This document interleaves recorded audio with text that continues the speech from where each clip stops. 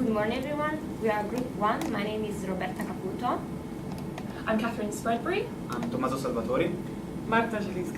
I'm Elly. Today, we would like to present to you our preparation for our conference assignment. The topic that we have chosen for this conference is London Transport Security on the Tube.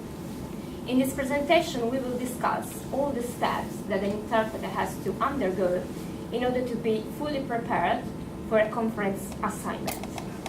I will now pass the word to Kat, who will provide an overview for our presentation. Sure.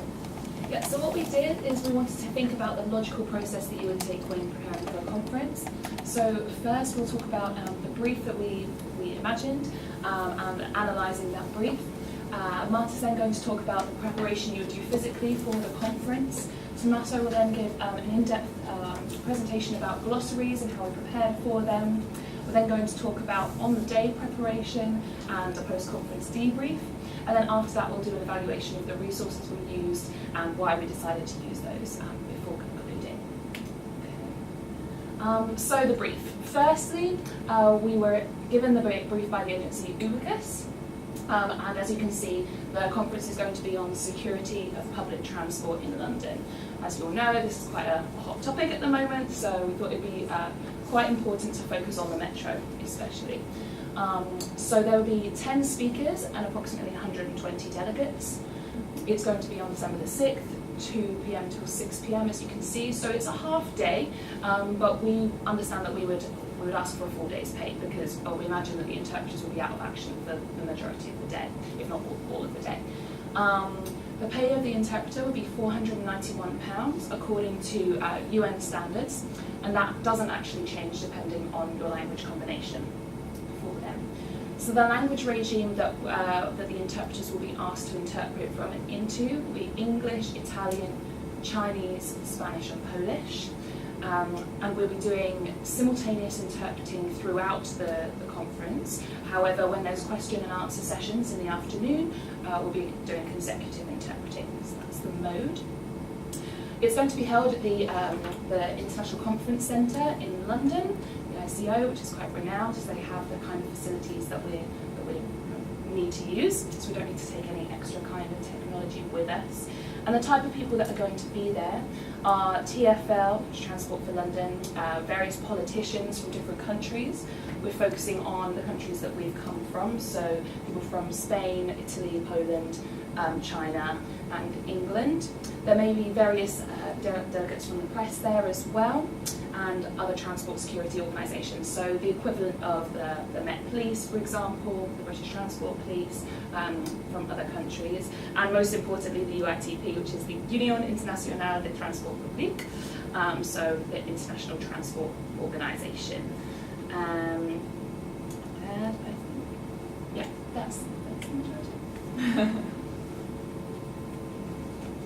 Okay, so once we receive the brief, and first of all, we need to check the availability and decide whether we should accept or decline the assignment. And we also need to agree on the rate we will be paid. And then we need to discuss with our agencies regarding our travel accommodation arrangements, and then we need to find out who will pay for that. We also need to negotiate about whether we will be paid for a full day or not, because traveling can be time consuming. And after everything is confirmed, we should ask our agency about all the documents that will help us for the assignment, such as some essential documents like the agenda, the PowerPoint presentation, and the speaker's written speeches. So I'd like to talk to you about the in-depth preparation before the conference. In an ideal world, the agency will send us all the necessary documents like PowerPoint presentations, the agenda, obviously, a week before, but it doesn't always happen. So we need to make sure that we read the materials, but we read it for content. We need to understand the main point. We need to understand the logic and the structure. We need to focus on maybe some large numbers or graphs as well, if there are any. And maybe we should also look up vocabulary in our own language to do with the graph so that we can present it properly. This is our base for our glossaries. We start making glossaries like that. And when we prepare the glossaries, we obviously need to learn the vocabulary that's in the glossary, because otherwise it's pointless to make any glossaries if we don't learn the vocabulary. There are different ways to learn the vocabulary. We can use different apps which are available, but we can also use a really good flashcard method, and we can then carry the flashcards around with us and repeat the vocabulary and learn it that way. When it comes to the speakers, we can look them up on Google, especially on LinkedIn, because then we'll know what they're experts on. It would be really good to look at different videos of them delivering speeches on YouTube. We can see if they are a fast speaker or maybe a boring speaker, what their register is like, whether they use any, if they've got any really difficult accents, and that way, by listening to the speeches, we can get used to the accent. And we can also check if there are any specific policies that they support. Then we can go on to, for example, TfL website or British Transport Police, and as well the equivalent organisations from our own countries. We can do some parallel reading in the source language and the target language to make sure we know how both languages cover the subjects. And in this particular subject, it's probably not really relevant, but if it's a controversial issue, for example, it's really good to read right-wing papers and left-wing papers to see how they cover the subject. We can, for example, go on the UITS website to see if there are any materials from the previous conference. And like I said, check out, for example, the equivalent of the British Transport Police website in Polish for me. Hopefully the agency will have provided us by now with the details of our booth partners. It's very important to contact them in advance to compare and contrast our glossaries as well, to make sure that we've got consistent vocabulary. We should also work with other interpreters from other languages, because they might have done the conference already, so they might have some really valuable tips.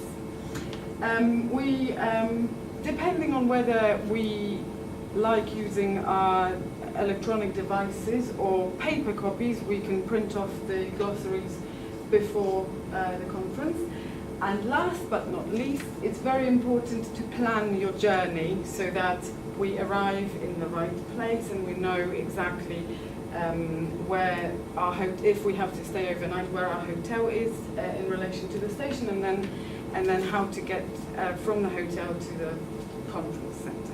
And now Tommaso will talk to you about that. Thank you, Marta.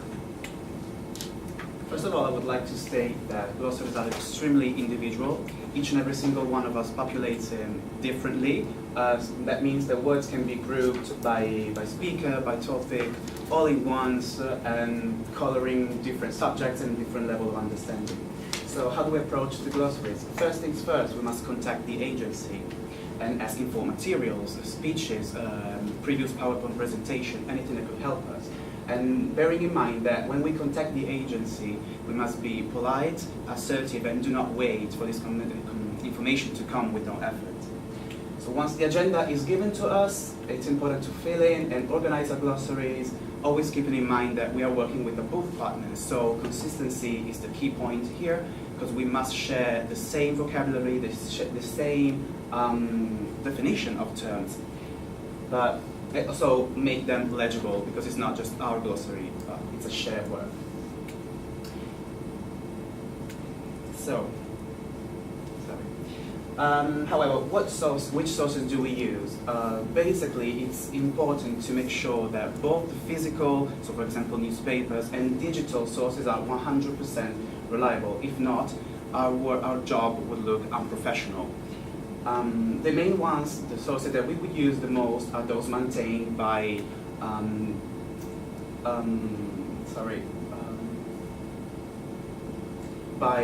international organizations such as the EU, and for example, I can mention YATE, Aerolex, but Roberta is going to talk about them in further detail later on.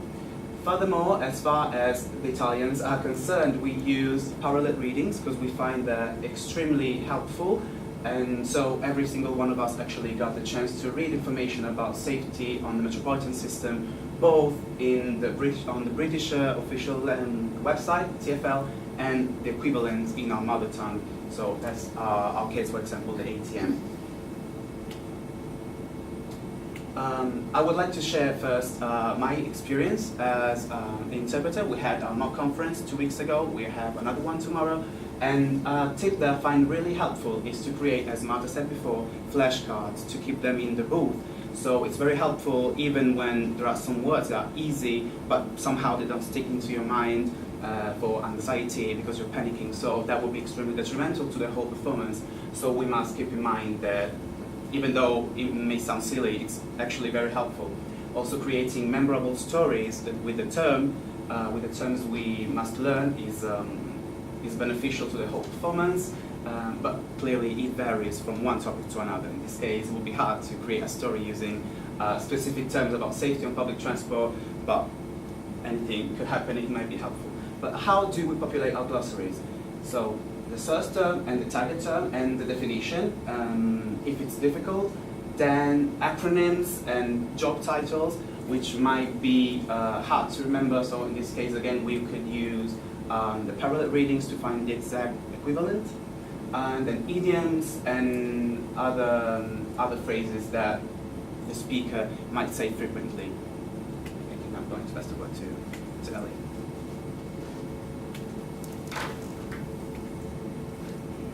Okay, finally is a conference day. So, but actually we have a lot of things to do on the day. First thing, in the morning we should check the news, especially those news from the country of the speakers we're interpret for. For example, maybe today is Chinese New Year, and then the Chinese speaker might mention something about Chinese New Year and maybe some tradition, some terminology in traditional Chinese. So I need to prepare for that. And then we need to arrive early, and we need to find the best way to get there, get to the conference center. So we need to arrive early because we have a lot of things to do before the conference actually starts. We need to make sure we download the glossaries beforehand, and then we need to charge our phones, tablet, and laptops. If we once we arrive at the booth, we need to check all the technologies, check all the channels, and if there are some technicians available, maybe we can talk to them. But just so you know, maybe they're not available. And then once you arrive at the booth, you will meet your booth partner. You and your booth partner should discuss your mutual signals. For example, how to swap. If you guys have some time, you can discuss some difficult terminologies, or you can discuss with other interpreters. Make sure to put those difficult terminologies in front of you, just in case you need it. Also, you need to put a notepad between you and your booth partner, just in case there is some last-minute notes you guys want to share. And also, you can also introduce yourself to the delegates and ask if there's any more materials they can provide to help you prepare for the conference. Last but not least, we need to know what are our priorities. As an interpreter, our priorities are we need to provide the best service, and we need to be prepared all the time. even though we're not interpreting, we still need to pay attention because just in case your booth partner might have some problems, you need to be able to catch up right away. And next, Kat will talk about post-conference debrief. Yes. So after the conference is finished, you're done for the day, we think it's really important to make sure that you have a debrief. So what does that consist of? Well, firstly, we'd say that it's important to have some kind of self-assessment. So you acknowledge what you've done really well on the day. You add any terminology that perhaps came up during the day that you haven't got on your glossary beforehand. You think about maybe things you could improve on next time if you were to asked to do this again. Perhaps any reflections on the speakers that perhaps you never ever want to interpret for that person again, or maybe you really do.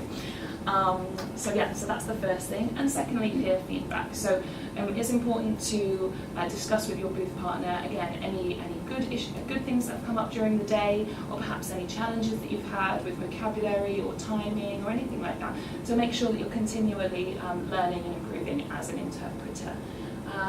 We also think that if you have the chance, it's important to go and say goodbye to the delegate or the person that's employed you. Perhaps it's a chance for networking. Perhaps it's a chance to get another job from them, or at least to say goodbye and keep a standard of professionalism. So yeah, that's what we would do to debrief. And now Roberta's going to talk to you about the resources that we've used for this presentation. So while we are compiling our glossary, we want to ensure the use of reputable resources in order to achieve the most favorable outcome. So this included IATE website, United Nations databases, UNICEF website, and the online dictionary liquid. So this proved to be of great benefit because they are maintained by European committees and or recognized internationally. As such, they are extremely reliable and trustworthy. Furthermore, to ensure the quality of our glossaries, and we also wanted to consult also monolingual dictionary in order to assess the suitability of a specific term in a context. So in Italian, we use the monolingual dictionary Treccani, whilst others in my team use UDO for Chinese, Real Academia Española for Spanish, PWN for Polish, and we also consulted the Oxford Learner's Dictionary in instances when we were unsure of the meaning of a specific term in English. These represented an essential and reliable resources, as online dictionary have the added advantage to be regularly updated, thus making them even more valid. On other occasions, we also search for parallel text. So this included the use of Eurolex, which is very reliable resources as it is maintained by European committees.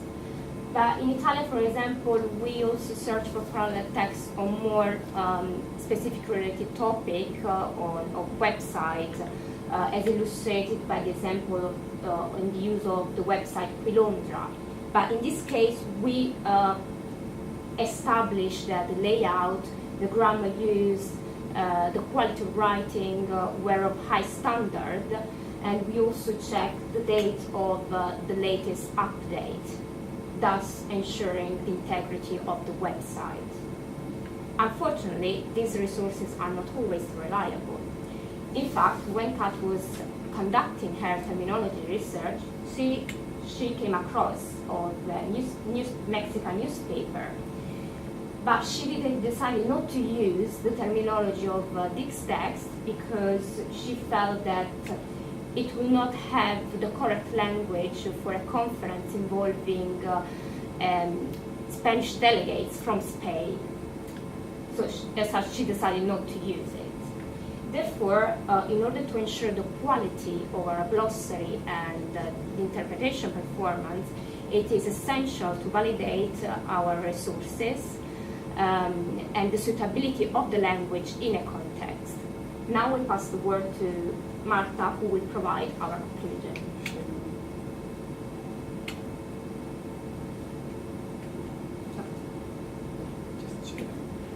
To conclude, we need to make sure we analyse the brief properly,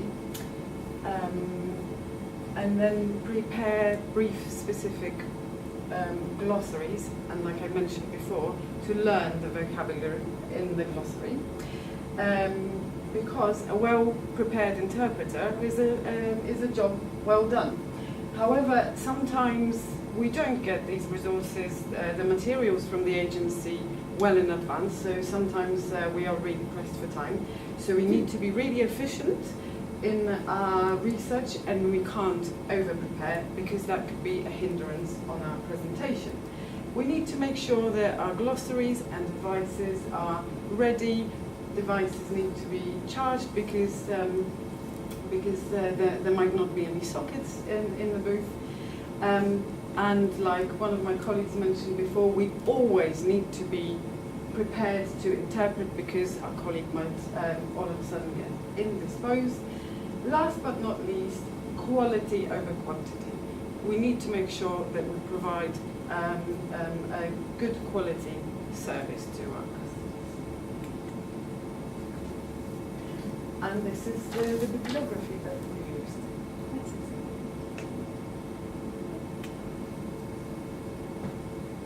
Thank you very much. Does anybody have any questions?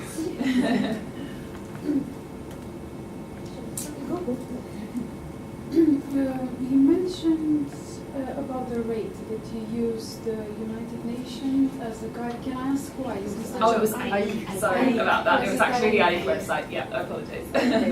And for the purposes of this brief, where are you based as interpreters? Because you talk about travel and how long it takes you and the logistics of it. So I think we imagined that we were all based in our own countries, probably, Oh, okay. just to make it a bit more complicated. Oh. So even if it is hypothetical, perhaps that's something you could have included. Just perhaps the argument would have made more sense. Basically, Okay, yeah, you know, sure. why you talk about travel arrangements and so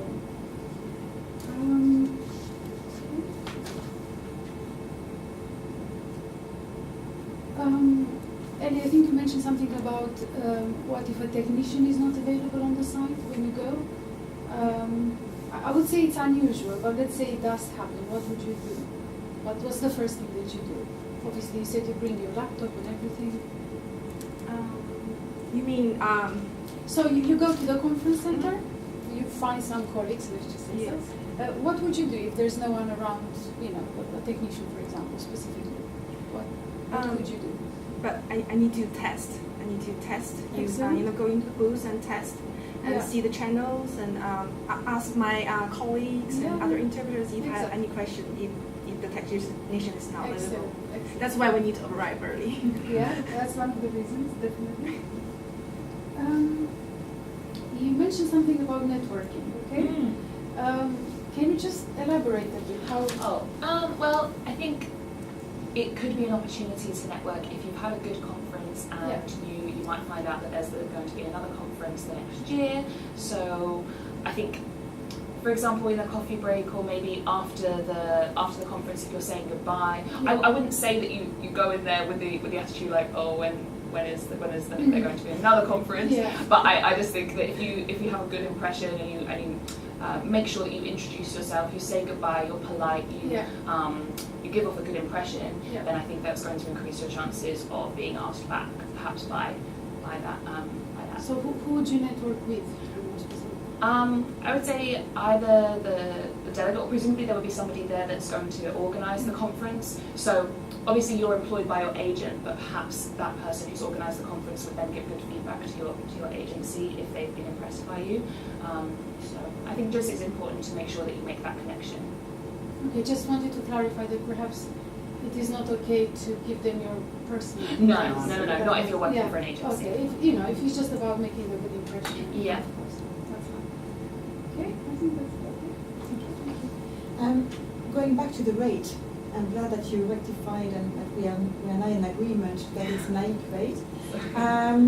If I were the client and I knew that interpreters charge half day, but they can also charge full days, I would feel very cheated if you charge me a full day when I know that actually your rate is half a day and my assignment is half a day.